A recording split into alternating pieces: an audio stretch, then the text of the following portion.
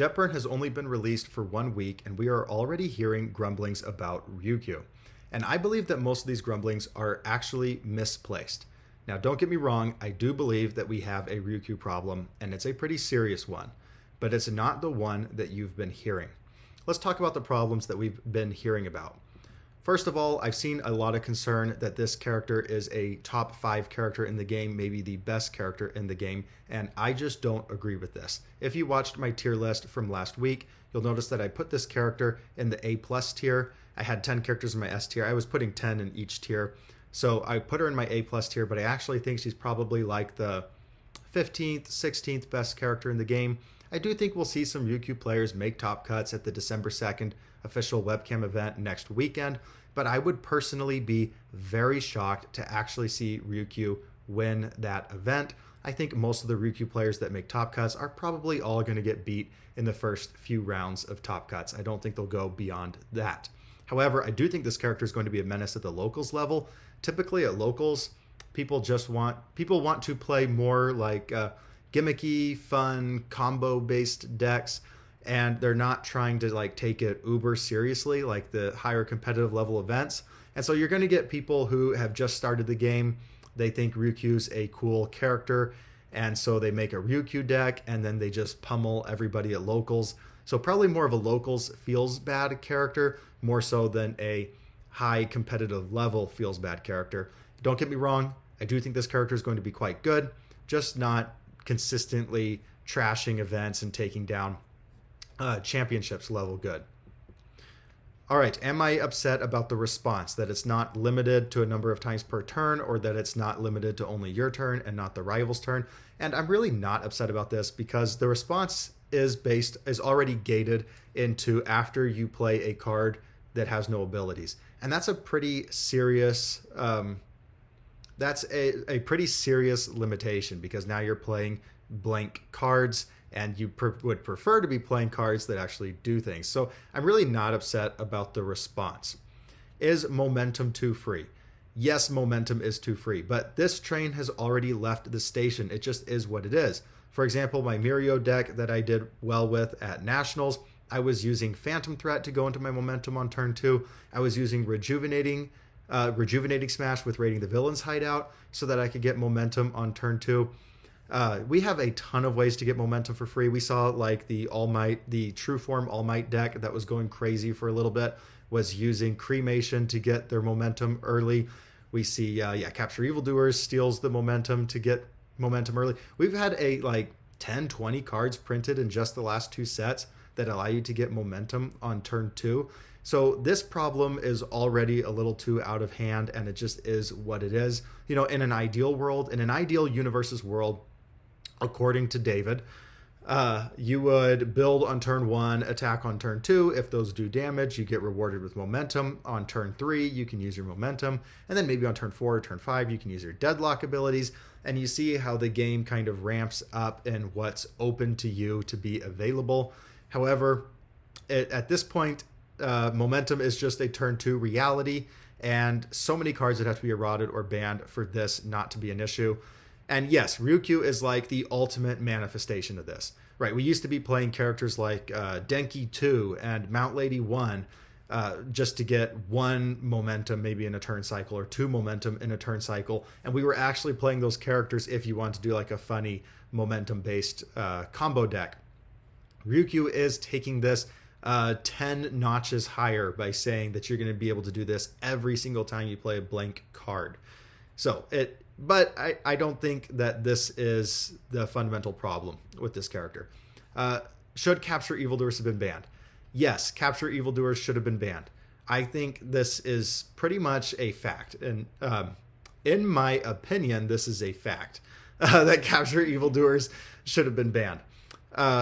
However, UVS Games is waiting on the data to tell them what to ban. The problem is we're kind of a smaller community, and there's 150 different characters that can be played. We have like 30 characters that are pretty playable at the highest levels. I'm not sure we're ever going to see the data that they necessarily need to make a decision to ban a card unless it was just going crazy and ruining events.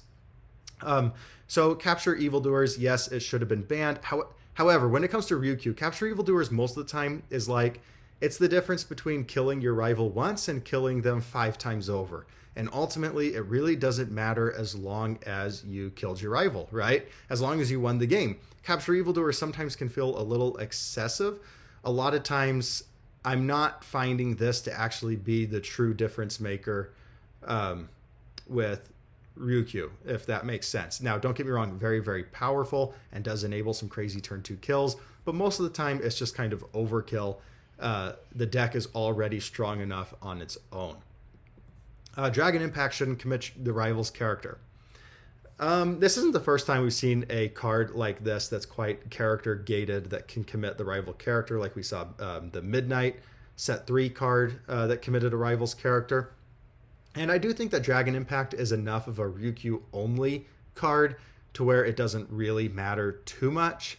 It does make Ryukyu even more boring, right? Because a lot of times your rival's character is the main tool that they have to interact with your game plan. And now you're saying, hey, we're turning off even more interaction. I'm already playing a pretty uninteractive deck, and now I'm taking away your most interactive piece on your stage.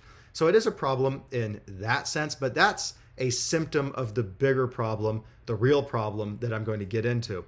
Dragon Impact itself, I don't think is too much the issue. There are a lot of ways to interact with that combo enhance. You can stuff something in their card pool using like a card like Sticky Balls. You can Faith Shield, to flip the first attack. You can cancel this enhance, give this attack flash. You have enough interaction with this attack. I don't think this is the fundamental issue. And it's a 2-check, and it's a 2-high. Like, this is basically a free card to block, right? Or what's that card that's really good lately? Can't Escape Me. Can't Escape Me just feels really, really strong in the current meta. Vast Strength is too strong offense and defense. Yes, it's very, very strong, especially for Ryukyu getting access to that form ability.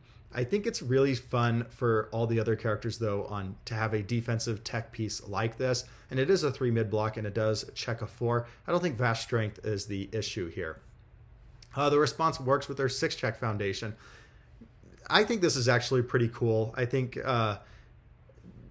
that you would have to have some sort of blank foundation for Ryukyu to truly work. It gives her access to getting to use her response very early on in the game, or maybe when she blocks with this, and it's just nice to have a 0-diff 6-check that other people can use. So I really don't have an issue with the foundation itself. The real problem with Ryukyu is much, much, much worse than anything I just mentioned. The fundamental problem is, buckle up and get ready, Ryukyu is boring. And when it comes to card games, this is the unforgivable sin. Why do we play Universus? Why are you watching this video right now? You want to be entertained. We want to have a fun time when we play the game. We want to have a fun time when we're deck building for the game and we're having to make difficult choices and go down different strategies even on the same character. We want to have a fun time opening the packs of the cards, and they've done a great job of that. UVS Games has done a great job adding a guaranteed character per pack, adding in these alternate art characters, having really cool XRs and these secret rares. Like, opening packs right now is, I think Jetburn is the most fun product to open that they've had yet. But boring is the cardinal sin for a card game content. And Ryukyu is really, really, really boring. And that's a bummer because I wish this character was cool. This is a cool character in My Hero. This is a character that we were looking forward to entering the card game for a few sets now. And so to have her come out and be such a boring character is a bummer to me because I wanted this character to be interesting. I don't want to not like Ryukyu. I want to like Ryukyu, but it just is what it is. And what makes Ryukyu boring is that her kit is way too insular. Now, we've seen a few Jetburn characters with very insular kits, right? Like Bakugo 4's kit was quite insular, but nowhere near the level of Ryukyu. Ryukyu really only plays her attacks. If you're going to build a Ryukyu deck, find the attacks with her face on it and put those attacks in your deck, and you have the optimal attack lineup. There is no thought put into this. That's not fun deck building. Playing blank attacks is not fun gameplay. Fundamentally, this is boring. Boring deck building, and boring leads to boring gameplay.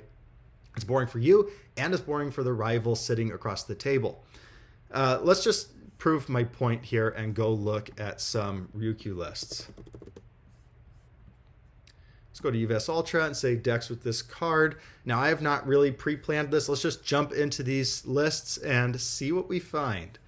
First one, Andrew Holder's list. It's just her attacks.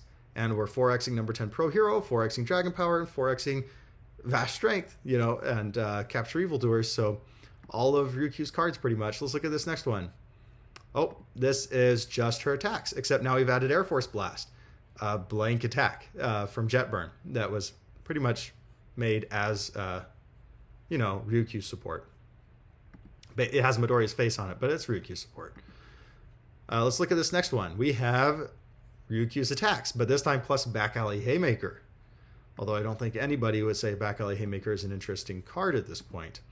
This next one, it's Ryukyu's attacks with Air Force Blast. Let's go to this one. It's Ryukyu's attacks with Air Force Blast. Let's look at this one. Ryukyu's attacks with Air Force Blast. All right, let's just jump down here. When I recognize like a name, we'll click on it. Here's Marvin. Oh, this is Ryukyu's attacks. Here's Cameron. Ryukyu's attacks. Oh, this is retro. Even in retro, we're just using Ryukyu's cards. No thought put into the deck building.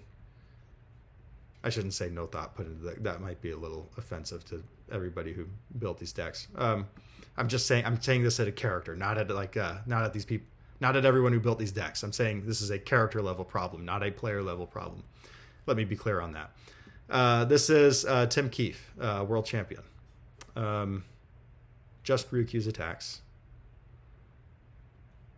Here's Sam with Ace Maneuvers. Just Ryukyu's attacks. Now, Sam was playing Tracking Device, which is pretty cool. This is a spicy tech piece that we haven't seen other lists run. But ask yourself, is Tracking Device making the deck more interesting or making it more boring? What is interesting? Interesting is like a risk-reward analysis that's happening. Knowing when to try and take a risk and when to avoid it. Tracking Device is removing risk. You get to remove it and look at the top four and put them in any order, and then you know exactly what you're drawing and what you're checking. So it's not making the deck more interesting. It's actually taking the boring character and making it even more boring. You're just leaning into the strength of this boringness. I think I made my point.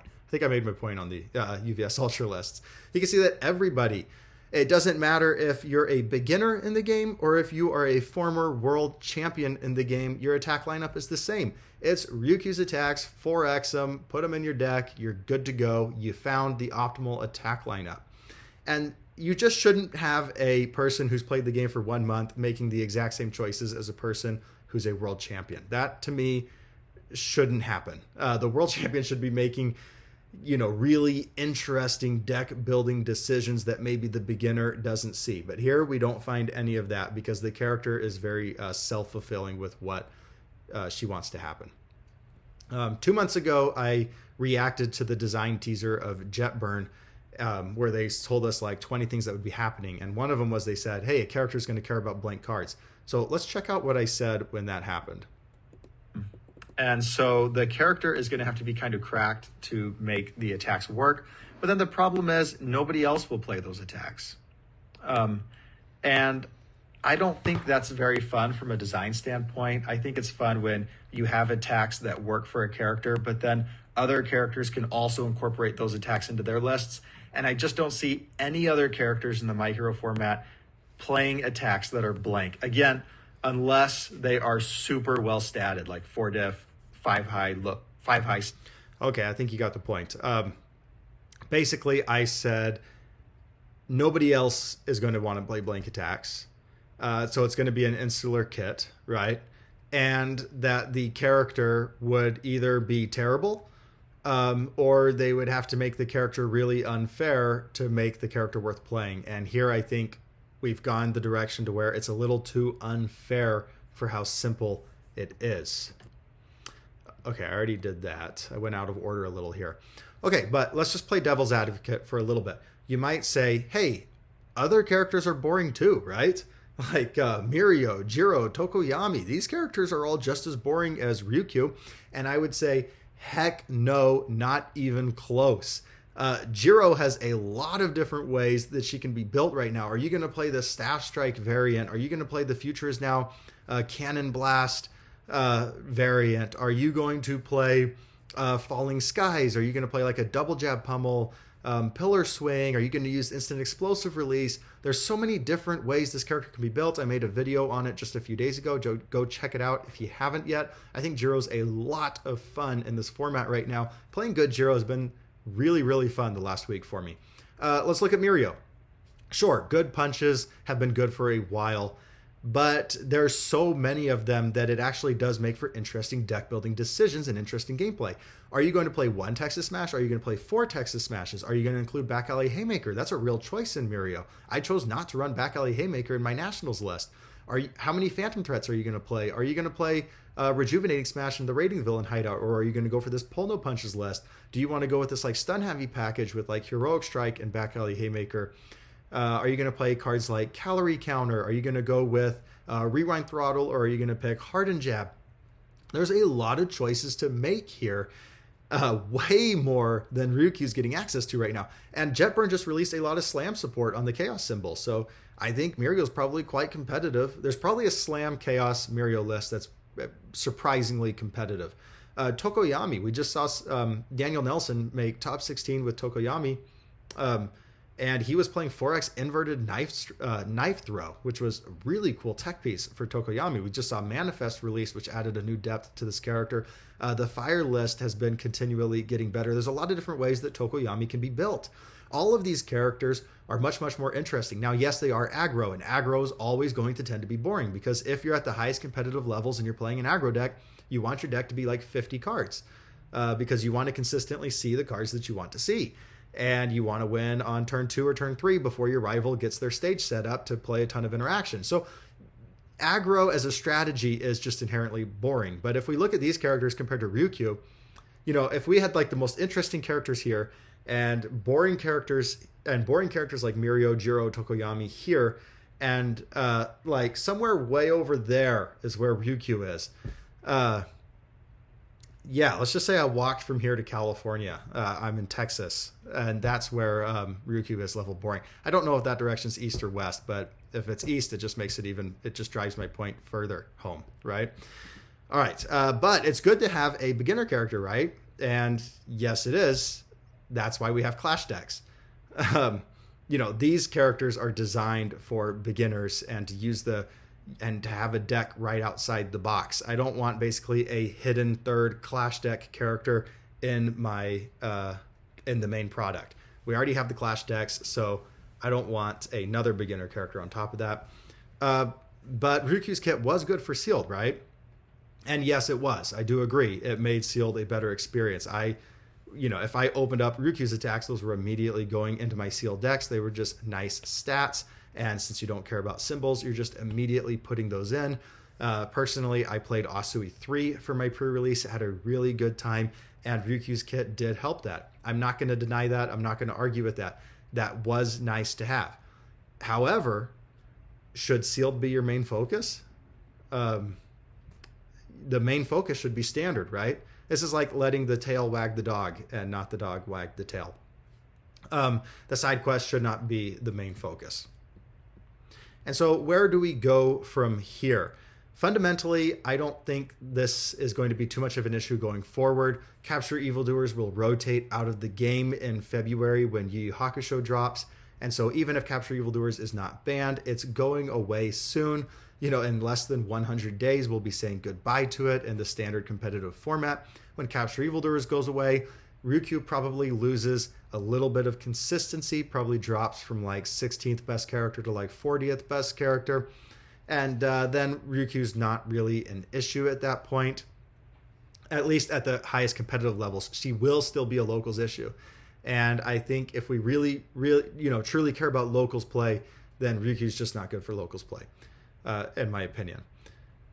And so Ryukyu at the highest levels, it's going to take care of itself. We're going to be saying goodbye to Capture Evildoers. I don't think anything is going to get banned, touched, or eroded before the HLC. I think if they were going to do that, the time to do that would have been November after all of the nationals. I personally believe it was basically a slam dunk decision to ban Capture Evildoers and ban Maximum Overhaul. Neither of them happened.